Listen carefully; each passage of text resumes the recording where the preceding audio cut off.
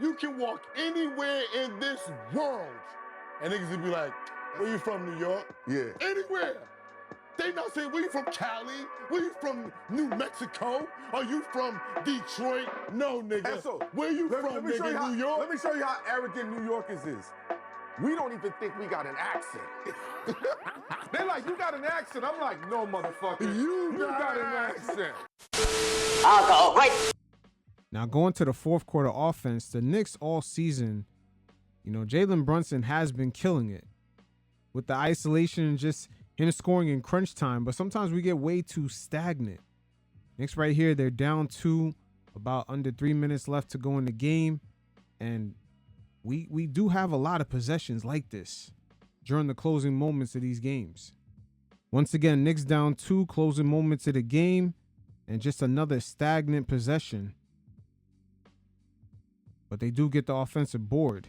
But again, this season, JB is killing it in crunch time with the isolation. But I'm just wondering if sometimes these stagnant possessions do kind of go under the radar.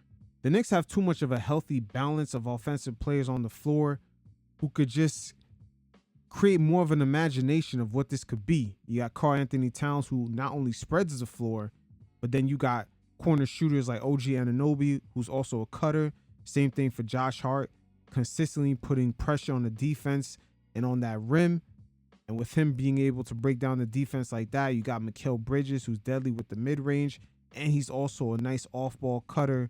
And then, of course, you got Jalen Brunson, who could not only create for himself in ISO, he could also catch and shoot. So a lot of the imagination at times, it does get stunted in these fourth quarter closeouts. And even just after the offensive board, just look, it's just more stagnation. It's like all of a sudden we forget our weapons, our possibilities. Right here, 12 seconds left. Knicks down 2. They blitz. It's an instant blitz on JB right here. I think he recognizes it, and that's why he penetrates. And now that's when things kind of open up for this offense. OG comes through. I don't know. This season, JB just been way too clutch. Knicks up 1, game winding down. And yeah, his pull-up game has been insane. Just insane. It's amazing to see what JB's been doing in crunch time this season. Knicks down 2, 16 seconds left. And just look at this move he puts on right here. Stutter. Ooh, got him. He's scoring from everywhere. Again, I don't want to put too much focus on some of the lower level teams, as JB right here, he's just in his bag. Sheesh. But this offense has definitely more imagination in them, and we've seen it in various spots throughout this season. The only thing is, if everything can actually come together in certain crunch time situations when teams expect JB to go one-on-one. Here's some examples of that imagination. 14 seconds left to close out the half. Mikal ghosts his screen. And now JB dumps it off to Mikal. And right here, Mikal is going to have options. It's 4-on-3. So what he's going to do right here, he could either pass it or he could take it up himself. But you're going to see options begin to open up because the Knicks, they have serviceable players this season on the offensive end. You got Cat. You got even Josh Hart. He could penetrate. He doesn't necessarily have to shoot it. His passing and his dribble penetration, finishing at the rim this season has been immaculate, man. You're going to see options open up. And even though he missed that, the Knicks generated a wide open look. And this right here is a prime example of some of that imagination of the offense with all the off-ball movement, just the cutters. You're going to see how many open shots the Knicks generate right here.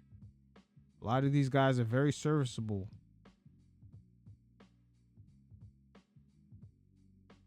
That's 3 open shots generated right there.